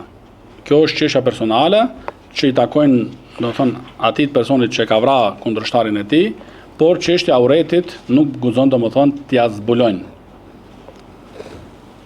Pastaj hadithi i radhës 812 thot Ibn Abdul Hadi rahimahullah عن عبد الرحمن بن عوف رضي الله عنه قال بينما أنا واقف في صف يوم بدر فنظرت عن يميني وشمالي فإذا أنا بغلامين من الأنصار تمنيت أن أكون بين أضلع منهما فغمزني أحدهما فقال يا عم هل تعرف أبا جهل؟ قلت نعم ما حاجتك إليك يا ابن أخي؟ قال أخبرت أنه يسب رسول الله صلى الله عليه وسلم والذي نفسي بيده لئن رأيته لا يفارق سواده حتى يموت الأعجل منه فتعجبت لذلك فغمزني الآخر فقال لي مثلها فلم أنشب أن نظرت إلى أبي جهل يجول في الناس فقلت ألا إن هذا صاحبكما الذي سألتموني فابتدر بسيفهما حتى قتلاه ثم انصرف إلى رسول الله صلى الله عليه وسلم فأخبروه فقال أيكما قتله؟ قال كل واحد منهما أنا قتلت. فقال هل مسحتما سيفكما؟ قال لا. فنظر إلى سيفين فقال كلاهما قتله. سلبه لمعاذ بن عمرو بن الجموح وكان معاذ بن عفراء ومعاذ بن عمرو ابن الجموح رضي الله عنهم. Këtu sahabiu i nderuar Abdurrahman ibn Auf radiallahu anhu tregon ditën e Bedrit qëndrova domethënë në rreshtat e muslimanëve. Si ka drejtu domethënë pejgamberi alayhi salatu wassalam. Atëherë thot Abdurrahman ibn Auf radiallahu anhu, u drejtova nga ana jeme e djathtë dhe nga ana jeme e majt, me pas se kush është afër meje. Kën e kam domethënë në krahun e djathtë dhe kën e kam në krahun e majt. Dhe pash domethënë dy të ri prej të rive të ansarve. Ishin shumë të ri në mosh. Dhe thot Abdurrahmani radiallahu anhu, kisha dëshirë në atë moment që të isha mes dy burrave më të fuqishëm se ata. Dëshira ime, jo me thënë, unë e dinje se këta janë të fuqishëm, se atë që dëshofim tash në vazhdim, me vërtet ishin të fuqishëm, edhe guzimtar. Aje të regon do më thonë atë djenjen që e ka pas me qiltërsi në atë moment. Nuk thot, unë e dinje se këta doja dalin fund, unë i pasha ata si ishin. Jo, tha do më thonë, kisha pas dëshirë do më thonë, të me nejtu, në akuna bejnë adluin min huma. Do më thonë, kisha pas dëshirë që me pas dy bura do më thonë në krahun e djathtë dhe të majtë që ishin do më thonë më të fuqishëm dhe më të mëdhej do më thonë se ata dy. Fa ghamazani ahaduhuma. Dhe njëri prej tyre më dha një shenjë. Do thonë e ka prek edhe i ka thënë jam o miq. Edhe kjo është prej edukatës do më thonë që lejohet mi thënë am, miq, aq, edhe ati do më thonë në që dosha nuk e ke ose nuk e do më thonë lidhje familjare. Ja am, a e di kush është Ebu Gjehli? A e di do më thonë ti kush është Ebu Gjehel? A e njehi shatë person? Edhe Ebu Gjehel, la'anahullah, si e ka përshkruar dhe pejgamberi alayhi salatu wassalam, se ka thënë innehu firaunu hadhil umma, ajo është firauni këtij umetit. Abu Gjehel është prej kokave të kureshitëve në mesin e mushrikëve, prej kokave më të mëdhej. Zuama al-Quraysh. Kunjën do më thonë, që ka qenë formë të nderimit, edhe sot kësaj dite është në mesin e arabëve do më thonë, që dikush do më thonë ta thrasish me kunjën e tij, e ka pas Ebul Hakem. Kunjën Ebu Gjehli e ka pas Ebul Hakem. Si që thotë Sheikh Uthemini rahimullah në shpjegimin e këtij hadithit. Kunjën e ka pas Ebul Hakem. Do më thonë, Hakem njeri i urtësis, i urt. Por pejgamberi alayhi salatu wasallam ja ka dhënë kunjën Ebu Gjehel. Babai i ignorancës. Kjo është gibet tash, a bën me fol, as bën me fol, mos folni ju për njerëzit, mos u thoni ignoranta, mos u thoni kështu, jo. Ky do e pas Ebul Hakem, pejgamberi ja ka thënë ti Ebu Gjehel, sepse i përshtatet, siç e thotë Sheikh Uthemini rahimahullah, plotësisht situatës dhe gjendjes që ka pas, ignorancë, sepse të kishe qenë Ebul Hakem me plot kuptimin e fjalës, ignorancë, sepse të kishe qenë Ebul Hakem me plot kuptimin e fjalës, nuk e kishe refuzuar thirrjen davetin e pejgamberit alayhi salatu wasallam. Se urtësia e çon njeriu me pranu këtë thirrje. Po, pasi që ai nuk e ka pranu dhe e ka refuzuar, kjo tregon se ka qenë ignorant. Njeri primitiv. Edhe prandaj ka merituar edhe këtë kunja, domethënë Ebu Gjehel. I thot, a di se kush është ai, domethënë, ku është, si është? Ai thot Abdurrahman ibn Auf radiallahu anhu, po e di domethënë kush është. Po çfarë nevojë ti ke për të, o djali i vllajt tem? Çfarë nevojë ju keni, çka doni ju me Abu Gjehlin? Ai është domethënë prej të mëdhëve të kureshitëve, të mushrikëve, çka patë ju me atë tash? Edhe bash më të madhin ndoshta prej tyre ju e kërkoni. Atëherë njëri thot se na është tregu domethënë se ai njeri e ka shajt, e ka ofendu pejgamberin alayhi salatu wassalam. edhe i thot, betohet në Allahun subhanahu wa ta'ala, nëse e shehat, ky njëri prej ansarëve, nëse unë e shehat, domethënë, atëherë nuk do ndahet hija ime me hijen e tij derisa njëri prej neve të vdes. Domethënë, unë do e përcjell atë hap pas hapit, domethënë, çdo hap do ja përcjell derisa domethënë ose unë ose ai domethënë. Edhe shikoni domethënë kjo mbjelljen e akidës në zemrat e ansarëve dhe të rive të muslimanëve, me pas dashuri domethënë për pejgamberin alayhi salatu wassalam. Me pas dashuri për pejgamberin alayhi salatu wassalam, e jo me jetu në vende domethënë ku e shajnë pejgamberin alayhi salatu wassalam. Dhe është transmetuar domethënë që disa prej sahabëve kur kanë dalë njerëz në Kufa me shajt Uthmanin radhiyallahu anhu në për minberet e kështu me radhë, kanë bëu hijret ata. Kanë thonë, s'mundemi me duru në një vend me jetu ku shahet Uthmani radhiyallahu anhu. Nëse është me pejgamberin alayhi salatu wassalam.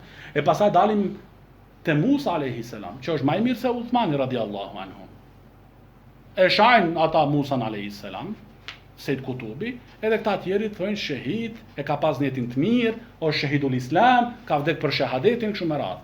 Jo, shiko, e ka shajt, ky keni dëgjues e ka shajt pejgamberin alayhi salatu wasallam dhe duam t'i bëjmë disa llogari. Atëherë thot Abdurrahmani radhiyallahu anhu, fa ghamazani al-akhir. Edhe ai tjetri nga ana tjetër më dha një shenjë preku domethënë, edhe ma tha të njëjtën fjalë si i pari që më ka thënë.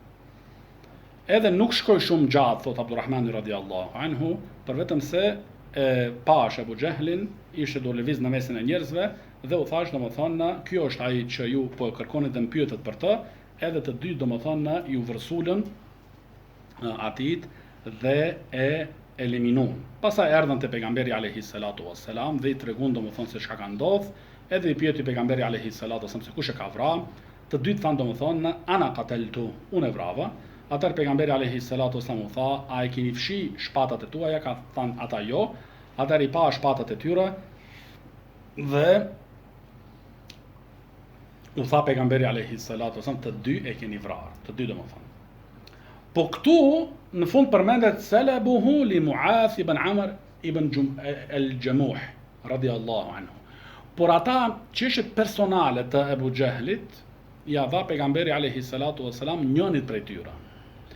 Disa prej dietarëve kanë thonë, do të thonë Sheikh Uthaymin rahimahullah thotë, që disa prej dietarëve kanë thonë se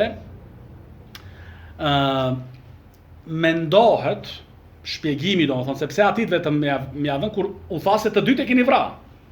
Mendohet se goditja e këtij sahabiut radhiyallahu anhu ka qenë vendimtare. Dhe shkaku se goditja e tij ka qenë vendimtare, në bazë të rrethonave që kanë pa edhe shpatën, atëherë ja kanë dhënë atij domethënë ato çështjet personale që ka pas Abu Jahli. Dhe thotë Sheikh Uthaymin rahimahullah se kjo tregon se lejohet domethënë njeriu me punu sipas el-qara'in, sipas ato indiciet. Dhe këtu ka punu pejgamberi alayhi salatu wasallam në bazë të indicieve. Aty nuk ka qenë pejgamberi alayhi salatu wasallam në atë moment aty prezant domethënë kur është zhvilluar domethënë kjo ndodhi, po ka vepruar dhe ka punuar në bazë të indicieve. Edhe kjo lejohet në Islam. Me punuar në bazë të indicieve, edhe ka domethënë shumë argumente në sunetin e pejgamberit alayhi salatu wassalam. Po ashtu edhe në Kur'an te historia thotë Sheikh Uthaymin rahimahullah Jusufit alayhi salatu wasallam me gruën e Azizit që domethënë nëse fëmisha e tij është ngrisur nga mbrapa ose nga para, këto janë të gjitha indicie. Në bazë të indicieve me zbulu domethënë të vërtetën. Edhe Sulejmani alayhi salatu wasallam ka punuar domethënë në disa raste domethënë në bazë të indicieve, kur ata dy gra domethënë njëna e ka humbur fëmin e vet, edhe fëmiu tjetër ka mbijetuar dhe ka vazhduar. Atëherë, secila ka pretenduar domethënë se fëmia është e asaj tjetrës. Ka thonë e jemi është, kjo fëmijë është e jem. Atëherë Sulejmani radhiyallahu anhu alayhi salatu wassalam ka vepruar domethënë në bazë të indicieve. Çka? Ka thonë ta marrim këtë fëmijë edhe ta ndajmë për gjymës. Gjysmën merr ti, gjysmën në le ta merr kjo tjetra. Atëherë, kjo që nuk ka qenë nëna e vërtet të atij fëmijë, kanë thonë bënë ndaj fëmin, se nuk I ka dhimbë asaj. Edhe ka thënë, unë fëmin teme e hupa, tash tu e xhelozu këtë tjetrën që I mbjetoj, bare me dhajo mos me pas fëmijë. Kurse nëna reale dhe e vërtet, I thot Sulejmanit alayhi salatu wassalam, epja, unë pranoj që ajo me e marrë fëmin, domethënë. Ajo është e asaj, ajo është i asaj. Sepse nëna e vërtet ka qenë synimi edhe mos me e pas pranë saj, po me jetu fëmia, me vazhdu.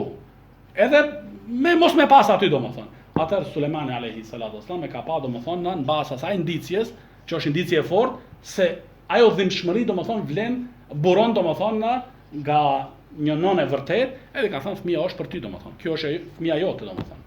Edhe ajo tjetra që ka qenë gru dashakeqe domethënë, ka mbet domethënë në duar thatë.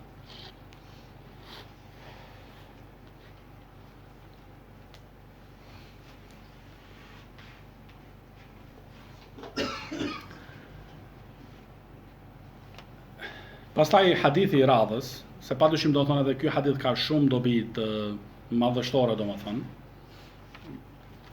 Po hadithi i fundit dhe me atë përfundojmë mësimin bi'idhnillahi ta'ala është hadithi an Jubair ibn Mut'im radiyallahu anhu anna an-nabiy sallallahu alayhi wa sallam qala fi usara Badr law kana al-Mut'im ibn Adi hayyan thumma kallamani fi haula'i natna la taraktuhum lahu rawahu al-Bukhari. Këtë hadith madhështor i cili është në Sahih al-Bukhari transmeton Jubair ibn Mut'im radiyallahu anhu se pejgamberi sallallahu alaihi wasallam në lidhje me robërit e luftës të Bedrit tha: sikur Mut'im ibn Adi të ishte i gjallë dhe të më fliste për këto robër, ose se të më fliste këtu, thotë Sheikh Uthemini rahimahullah, me ndërmjetësu domethënë, me bo shefa, të ndërmjetësonte për këta robër, do t'ja kisha lënë atit. Do t'ja kisha lënë atit. Hadithin e transmeton domethënë djali i tij, Jubair ibn Mut'im radiyallahu anhu. Se Jubair ibn Mut'im radiyallahu anhu u bë musliman. U bë musliman pasi që kishte një armiqësi të madhe kundër muslimanëve dhe pejgamberit alayhi salatu wassalam. Edhe ky është personi Jubair ibn Mut'im radiyallahu anhu që ja dha urdhrin Wahshijut me vra Hamzan radiyallahu anhu. Sa ajo që njihet në mesin e njerëzve. Dhe kjo është prej shkaqeve të rafidave që kanë futur në mesin e muslimanëve, edhe taj filmi e kështu që kanë qitë, që kjo domethënë të rënjohet domethënë në zemrat dhe logjikat e muslimanëve se Hind radiyallahu anha, nëna e Muawiyas radiyallahu anhu, ajo e porositi dhe pagujti Wahshijun që ai me vra Hamzain radiyallahu anhu. E vërteta është, ky është personi që ka porosit, sepse Jubair ibn Mut'im ishte pronari zotëria e Wahshijut. Dhe ai tha, po e vrave Hamzain ente hur, ti je i lirë. Sepse Hamzai radiyallahu anhu ja vrau migjën në luftën e Bedrit. Edhe shkaku i kësaj domethënë hakmarrjes, ai tha Wahshijut, po e eliminove Jubairin, ti domethënë je i lirë. Po ma vonë u bo musliman. Wa hasuna islamuhu. Dhe islami ti u bo i mirë. U rregullu domethënë. Jubair thotë që Arafati hafidhahullah erdhi në Medinë që me i ble disa prej pengëve të luftës, prej luftrave që kishin pas muslimanat me mushrikët, edhe kishin marrë disa pengë, edhe me blejt disa, me para, domethënë me i liru.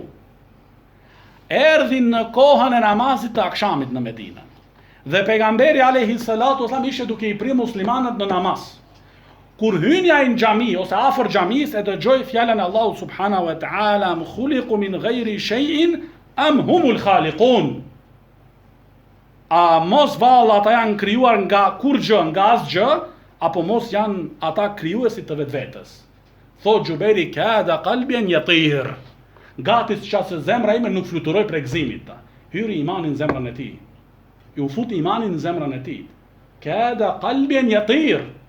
Thot Sheikh Arafati, e athara hadhihi al-aya fihi. Do thon ky ajet ndikoi ndikim të madh në zemrën e tij. Sa që thot domethën zemra ime gati po fluturonte. Ai erdhi domethën, erdhi kishte kundër muslimanëve, synime, qëllime kundër muslimanëve. Por përfundoi si musliman aty. Jubair ibn Mut'im radiyallahu anhu. Baba I tij vdiq si pabesimtar, si mushrik, Mut'im ibn Adi. Po pse pejgamberi alayhi salatu wassalam a ka në rruzullin toksor do një burr që ka jetuar do njëherë që me qenë monoteisti më I madh se Muhamedi alayhi salatu wassalam? Nuk ka. Nëse dikush thot ka bo kufër, u thojmë atyre xhavarixhve, kush do qofshin me lloj-lloj emra, nëse theni se ka dikush që është më mirë se pejgamberi alayhi salatu wassalam, keni bo kufër. Ky zbatuesi më I madh I tauhidit sallallahu alaihi wasallam dhe luftari më I madh kundër shirkut sallallahu alaihi wasallam thot, po të ishte I gjalla I mushriku atje në Mekë, Mut'im ibn Adi, po të ishte I gjallë, mushrik, kafir, po të ishte I gjallë, vetëm kishte kërku, kishte dërmjetësu që une këta pengjet e luftës që ishin 70, edhe 70 prej kokave të shirkut, që nuk ishin kalibrat vogla, do më thonë, se aty dolen, do më thonë, elita e mushrikve në Bedër me I luftu muslimanët. 70 u vranë për mushrikve dhe 70 tjerë I kapën muslimanat peng. Këto 70 që muslimanët I kishin duart e tyra dhe kishin mundësi shumë do më thonë me vepru se si me vendos, qish me vendos, edhe me bo presion ndaj mushrikve, pejgamberi alayhi salatu wasallam thot, po të ishte ai gjallë Mut'im ibn Adi, vetëm kishe kërku mu me I lishu këta, I ja kisha lishu. I ja kisha lishu pa asnjë shkëmbim. Kjo është do të thonë, pa asnjë do të se ky hadith e ka sjellë këtu Ibn Abdul Hadi rahimahullah, siç e thot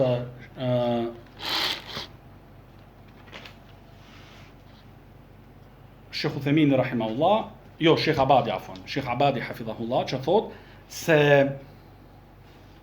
kjo është do të thonë trajtimi I pengjeve. Edhe këtu vendos pushtetari se si trajtohen ata. A është çështja që mundet të eliminohen ata, e sheh pushtetari do të thonë të arsyeshme, ose u kërkohet do të thonë në para atyrve armikut që ka para me dhën, ose me lishu toka e këtu që do të thonë këtu vendos, prandaj nuk janë këto çështje kështu vetëm një. Po ka nevojë do të thonë për urtësi, për largpamësi, me I pa rrethona, dobit me I pa. Për këtë çka ka sjell do më thonë Ibn Abdul Hadi rahimahullah këtë hadith.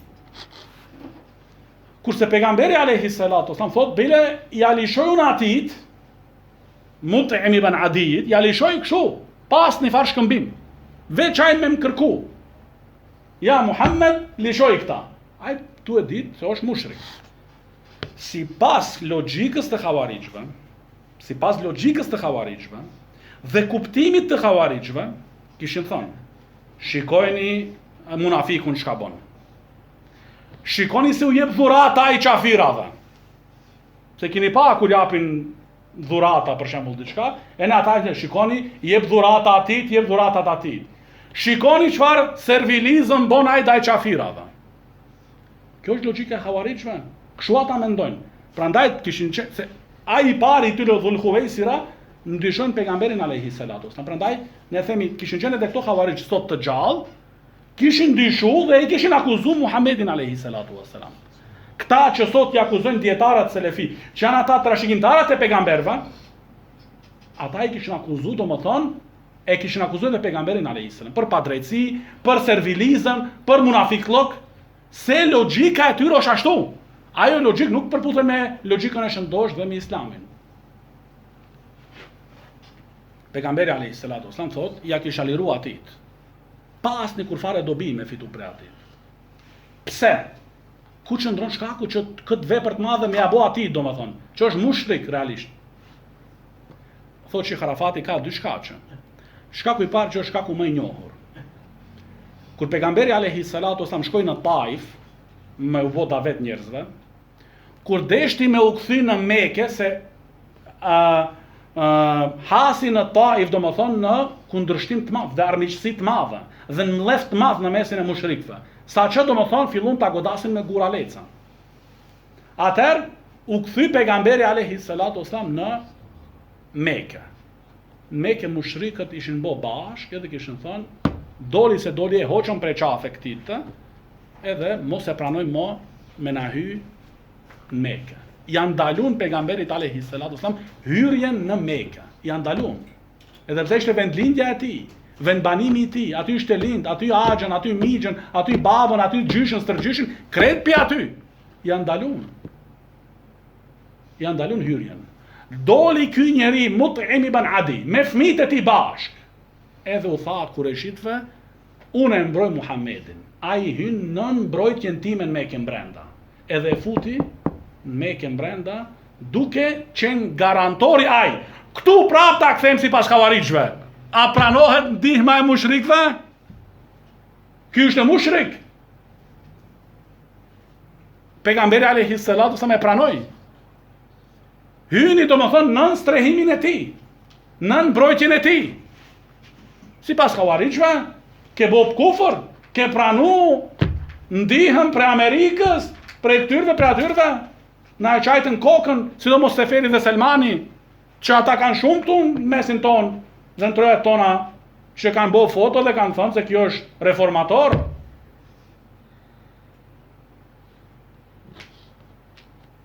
Pra, kjo ka qenë e para. Edhe këtë gjemil, këtë mirë që ja ka bo Mut'im ibn Adi, nuk ja ka haruar pejgamberi alayhi salatu wasallam edhe mas gjithë ato vite. Edhe njëri prej sahabëve që ka qenë prej poetëve ka bërë edhe një poezi në lidhje me këtë ndodhi, domethënë, që e përmend Sheikh Abadi hafidhahullah. Që pejgamberi alayhi salatu wasallam këtë mirë, një që ja kishte bërë ai qafiri, pabesimtari, një të mirë që ja kishte bërë pejgamberit alayhi salatu wasallam, edhe në kohën kur kishte pejgamberi alayhi salatu wasallam fuqi dhe shtetin e vet, nuk ja kishte haru. Kështu muslimani, se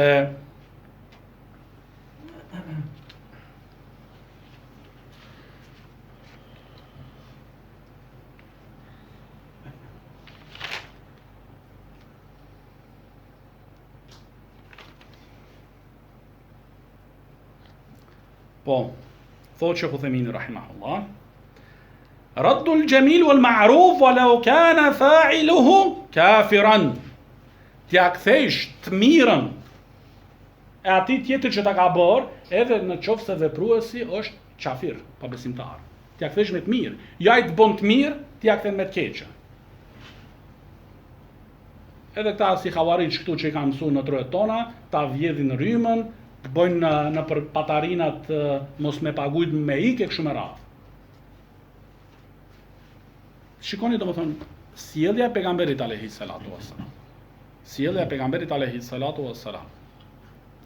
Që nuk ja ka haruar të mirë të madhe Mut'im ibn Adijit. Dhe kjo është domethënë njëna ka ky aspekt një argument shumë i fuqishëm. Edhe aspekti tjetër, pranimi i mbrojtjes dhe strehimi nga një pabesimtar. Që ky hadith domethënë që është në Buhari, është hadith domethënë që i dredh domethënë në bazat e Havarixhve. Edhe shkaku i dytë, thot Sheikh Arafati hafidhahullah, që është përmend, është ajo letra, ajo sahifa, kontratën që kanë bërë mushrikët e Mekës, që ta bojkotojnë Beni Hashim. Do të thonë, prej metodave që kur kanë pa, do më thonë se lloj-lloj metoda kanë përdor kundër pejgamberit alayhi salatu wasalam, që ta hekin, do më thonë, prej davetit dhe thirrjes, prej metodave që kanë përdor, bojkotim të plot, do më thonë, që ta, do më thonë, vdesin. I pari i cili e ka grisat sahifat, letër dhe kontrat, dhe ka thënë mjaft është me këtë padrejtësi nga juve, është Mut'im ibn Adi. E ka grisat letrën edhe ka hedhë në tokë. Edhe këtë pejgamberi alayhi salatu wasalam nuk ja kishte haru. Ja kishte marrë mend. Prandaj thot kishte qenë i gjallë, të më kishte kërku t'i liroj këta 7 vjet, ja kisha liru. Pa asnjë farë shkëmbim. Dhe mjaftojmë me kaq. هذا وصلى الله على نبينا محمد وعلى آله وصحبه وسلم.